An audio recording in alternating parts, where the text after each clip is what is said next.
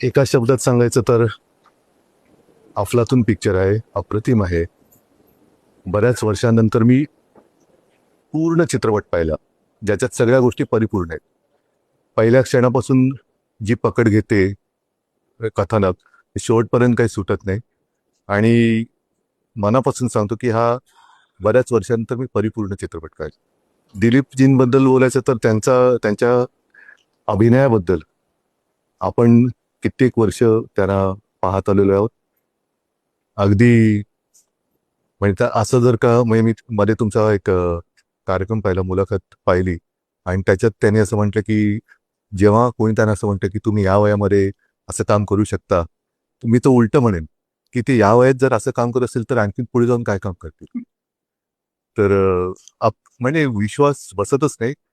आणि सगळ्या टीमनी म्हणजे कोणीही असं कोणाही मध्ये काही कमी काढण्यासारखं काहीच नाही.